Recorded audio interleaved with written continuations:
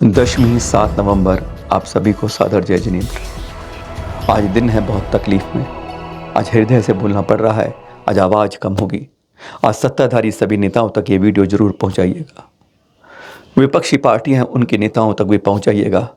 अरे जो गली मोहल्ले के नेता हों उन तक भी पहुंचना चाहिए, चाहे वो सिख हों, ईसाई हों, मुस्लिम हों, जैन हों, हिंदू हों, बौद्ध हों और किसी आदिवासी के संत हों, समुदाय से विशुद्ध लोग हों, श्रेष्ठी जन हों, उन तक भी पहुंचना चाहिए। क्योंकि गुहार है ये एक संत को बचाने की।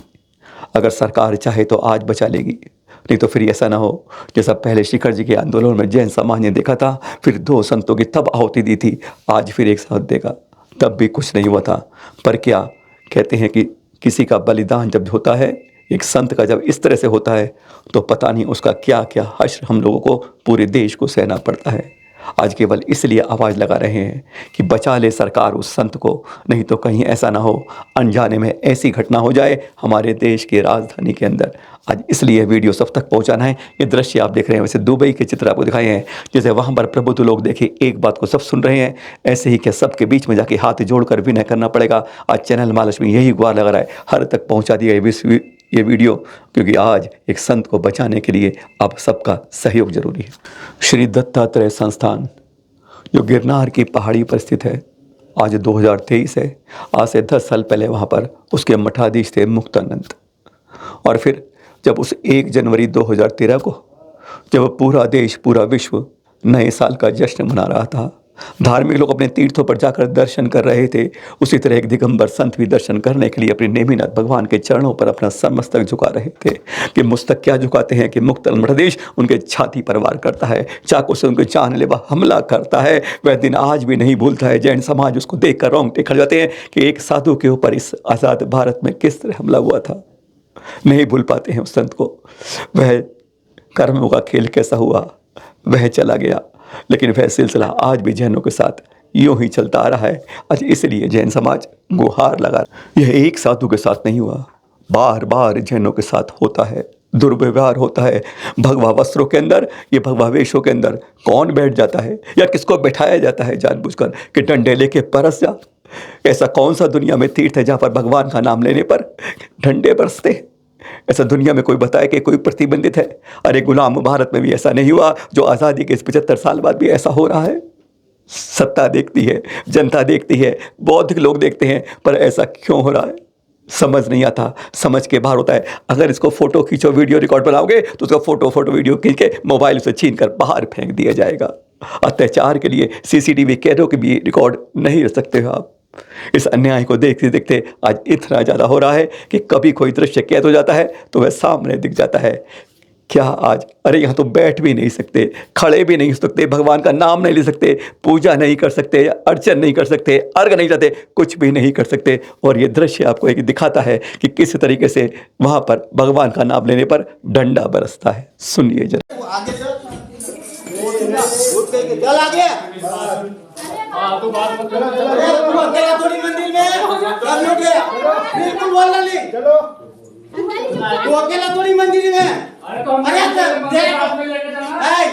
बोल मत, जा बोल मत, लकड़ी लेना पड़ेगा मेरे को। तू चुप रहे, अभी भी जो बोला तो भगवान के सामने हो, सबको बोलता हूँ कि करते रहना, तो चल आगे चल भाई। बहुत कहेंगे इधर से इतना नहीं, बगीचा है तेरा क्या? कितना गुस्सा। तेरे बाप का बगीचा है क्या? इधर से इतना नहीं है। तेरा बाप देखिए क्या हो रहा, ज्यादा बोलना नहीं, कुछ नहीं होता। गाली गलौज, अपशब्द और डंडे ऐसे ही बरसते हैं। यह तब था जब मुक्तानंद का राज था, यहाँ पर कहना पड़ रहा है राज था। सत्ता भी, पुलिस भी जिसके साथ थी उसके। ऐसा अन्याय जैनों के साथ क्यों हो रहा है अपने तीर्थ पर? देखिए। तू बोल मत, बोल मत, लकड़ी लेना पड़ेगा मेरे को। अब ये आवाज़ लगा रहे हैं हम कुर्सी वालों से, कुर्सी की ओर देखने वालों से, जिन्हें कुर्सी की चाहत है, चाहे वो प्रधानमंत्री हो, चाहे गृह मंत्री हो, चाहे पुलिस हो, चाहे प्रशासन हो, चाहे जज हो या वकील हो, चाहे अपने क्षेत्र के नेता हो या किसी पड़ोसी के नेता हो। सभी धर्म के अनुयायियों से यह अपील है कि वहाँ तो अब हमले का स्टैंडर्ड बढ़ गया है। जैसे पहले सेना हमले में तलवार उठाती थी, अब बंदूक उठा के चलती है। ऐसे ही यहाँ पर पहले डंडे से होता रहा स्वागत, अब तलवार से होने लगा है। डंडे से तो बच सकता है इंसान, पर तलवार से कैसे बचेगा, अब वह दृश्य दिखाते हैं 1 अक्टूबर 2023 के। हाँ, यह केवल अल्पसंख्यक जैन समुदाय से होता है।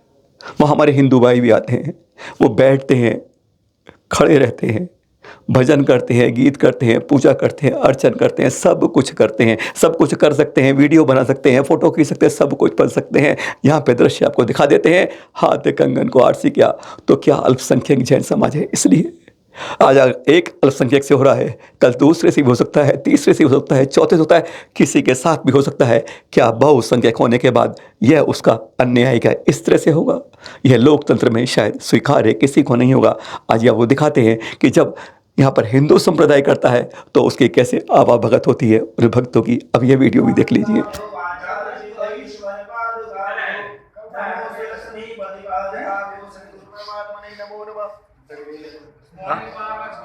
सुनाओ।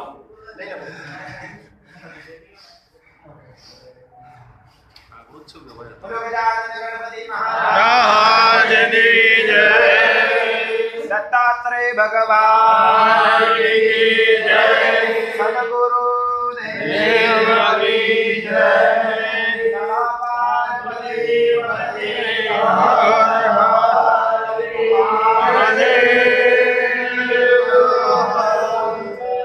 हाँ जी, आवाज़ उठा रहे हैं, सब कुर्सी वालों से उठा रहे हैं, कुर्सी पर बैठने की चाहत रखने वालों से उठा रहे हैं, प्रधानमंत्री महोदय से उठा रहे हैं, मुख्यमंत्री उठा रहे हैं, शासन से उठा रहे हैं, प्रशासन से उठा रहे हैं, सभी नेताओं से उठा रहे हैं, गली की हो, मोहल्ले की हो, समाज की हो, धर्म की हो, राजनीति की हो, सब से उठा रहे हैं कि ऐसा क्यों हो रहा है। कहते हैं बर्बरता का अवतांडव बढ़ता जा रहा है। कहते थे पहले फौज के लोग पहले तलवार से हम लड़ते थे, एक दूसरे पर तलवार चलाते थे, लेकिन जैसे तलवार की अब बंदूक हाथ में आ गई है, अब ऐसा ही जैसे अब यहाँ पर भी लड़ाई का, बर्बरता का, आतंक का स्टैंडर्ड बढ़ गया है। पहले डंडे से वार होता था, अब तलवार हिलाई जाती है। यानी डंडे से तो इंसान बच सकता है, तलवार से कैसे बचेगा।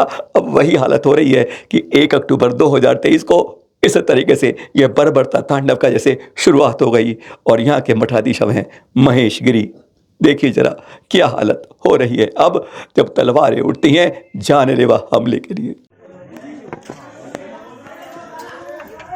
चलो चलो चलो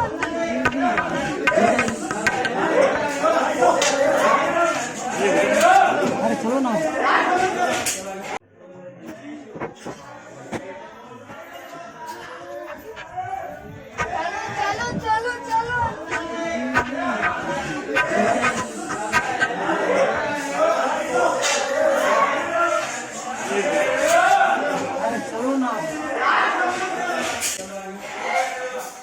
देख लीजिए आप, क्या कसूर है इसका। कसूर है कि अपने जैन तीर्थ पर गया है।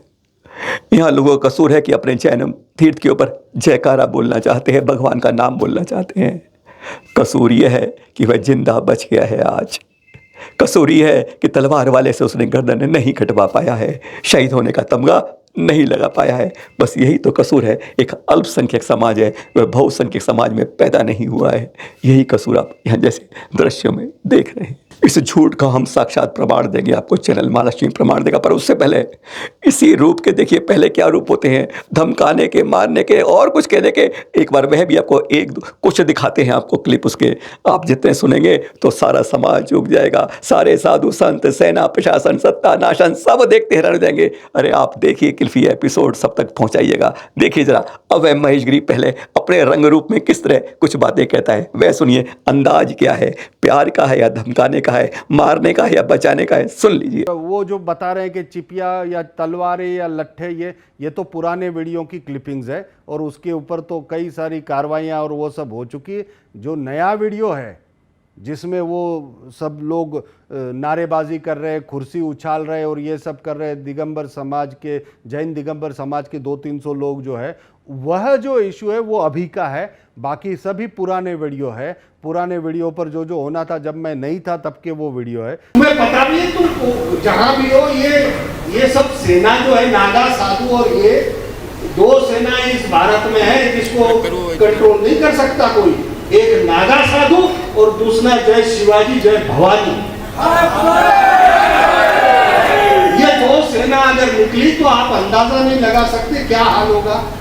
आपने गुनाह क्या किया आपको पता भी है और शांति से उतर के चले गए। आपको लगता है ये आसान है?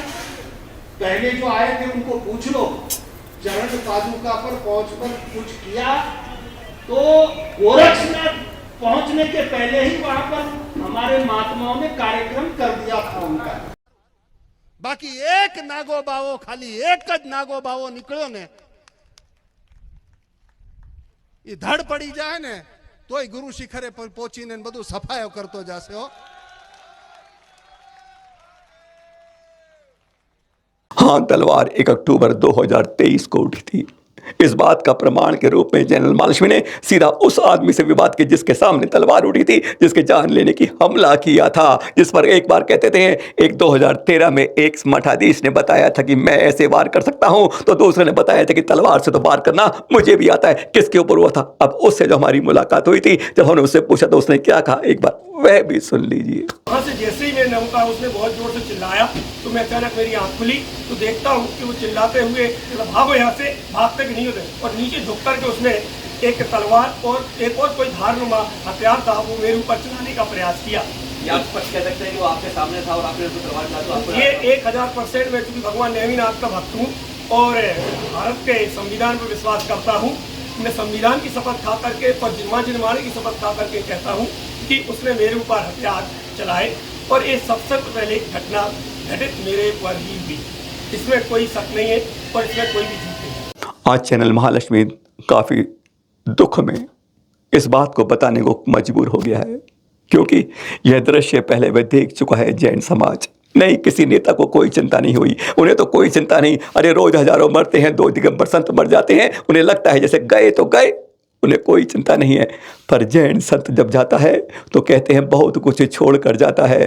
दुर्वासा मुनि का दृश्य सब याद करते होंगे, हिंदू भी जानते हैं, पूरी दुनिया जानती है, किसी साधु की आह नहीं लेनी चाहिए। यह दृश्य आप देख रहे हैं, जब शिखर जी का आंदोलन हुआ था तब 2 संतों ने, इन्हीं आचार्य श्री सुनील सागर जी महामुनिराज जो ऋषभ विहार में विराजमान है, जहाँ पर एक दिगंबर संत अब जैसे अपने प्राणों की आहुति देने को, जैसे बलिदान देने को, उस गिरनार के लिए, अपनी रक्षा, जैन समाज की रक्षा के लिए तैयार हो रहा है। वहाँ उसके इतिहास में ये 2 दिगंबर संतों ने अपने पहले बलिदान दिए थे, लेकिन किसी के बारे में कहानी, कोई मीडिया नहीं बोला, कोई सरकार नहीं बोली, कोई नेता नहीं बोला, सब कुछ ऐसा ही रह गया। तो पर आज तो बोल लेना, हाथ जोड़ के यही विनय करते हैं। ये है मुनिश्री संत रत्न सागर जी, जो इस समय दिल्ली राजधानी के ऋषभ विहार में विराजमान है।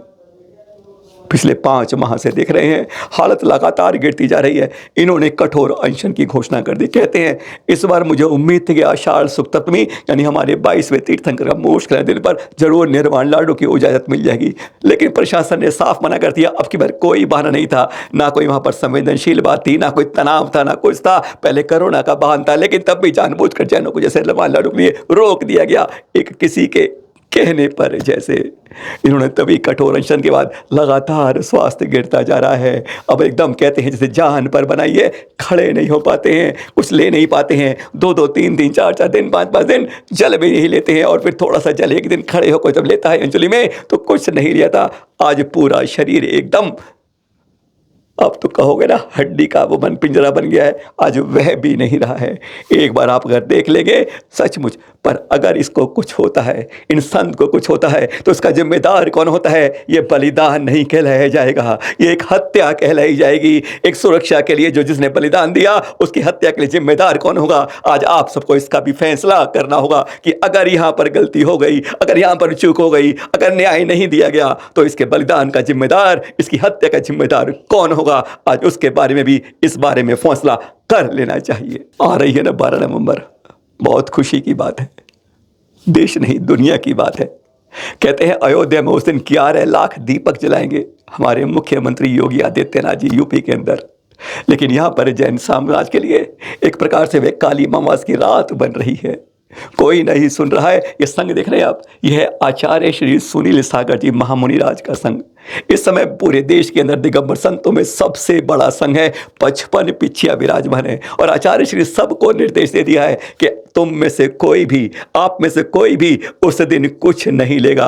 अरे जब लोग मिठाइयाँ खाएंगे, मिठाइयाँ बांटेंगे, मिठाइयाँ देंगे, आप भी लेंगे, आप भी खाएंगे, आप हर जगह जाएंगे, सबको देंगे, खुशियाँ मनाएंगे, पर तुम्हें खुशियाँ कोई नहीं मनानी है। मैं उस दिन सिर्फ 48 मिनट के लिए अपना मौन खोलूंगा, बाकी दिन मैं मौन रहूंगा। तुम्हें भी मौन रहना होगा अगर तुम रह सकते हो, नहीं तो तुम सबको अनशन करना। अनशन का मतलब यह नहीं होता कि विरोध के लिए एक जगह बैठ जाओ। धरना और अनशन में फर्क होता है। दिगंबर जैन उनका यह अनशन कहने को तो सांकेतिक एक दिन का होता है, हकीकत में यह 48 घंटे का हो जाता है, क्योंकि वे 11 नवंबर को सुबह 10 बजे साढ़े के बाद कुछ नहीं ग्रहण करेंगे और फिर 13 नवंबर को दोपहर 11 बजे के समय तब कुछ ग्रहण करेंगे। 48 घंटे ना जल ना पानी ना कुछ नहीं लेंगे। और इसलिए पूरा संघ नहीं, उन्होंने तो कह दिया कि पूरे जितने दिगंबर संत हैं सभी करेंगे, और श्रावकों ने भी कह दिया हम भी करेंगे। अगर तीर्थों की सुरक्षा की बात आती है, एक अन्याय के विरुद्ध आवाज देने की आवाज आती है, तो हम भी करेंगे। जो अनशन करेगा, कोई प्रोषद करेगा, कोई आयम्बिल करेगा, कोई एक आसन करेगा, कोई कुछ ना कुछ त्याग करेगा, उस दिन करेगा जब दुनिया जिस दिन को कहती है दीपावली। सुनिए जरा आचार्य श्री सुनील सागर जी ने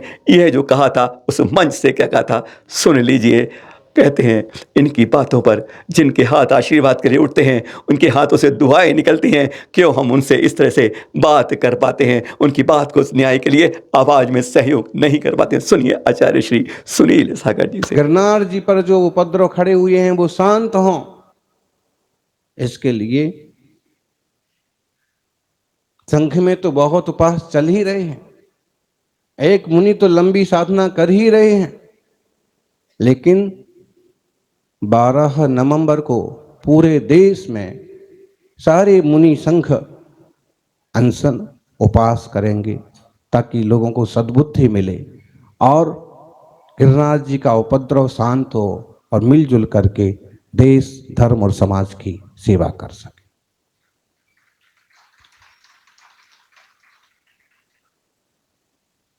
12 नवंबर को हजारों साधु, लाखों श्रावक उपवास करेंगे, एकासन करेंगे, पोषद करेंगे।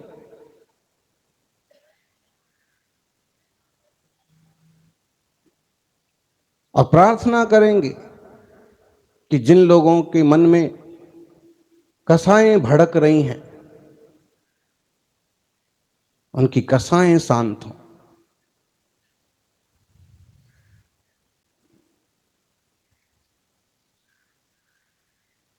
संत के वस्त्र पहन करके जो गाली गलौज करते हैं उनको सद्बुद्धि मिले और गिरनार की 5वीं टोक पर नेमिनाथ भगवान के दर्शन बंदन करने का सबको अधिकार रहे। भाई आपको जो मानना है सो मानते रहो, पहाड़ तो कोई कहीं उठा के लेके जाएगा नहीं, लेकिन श्री कृष्ण जी के चचेरे भाई थे नेमिनाथ, तीर्थंकर थे, खुद महाराज कृष्ण उनका सम्मान करते थे। और अगर उनके चरणों का वंदन कोई करता है, उनका कोई जयकार करता है, तो उसे अपशब्द तो नहीं कहा जा सकता है, उसे किसी का अपमान तो नहीं कहा जा सकता है,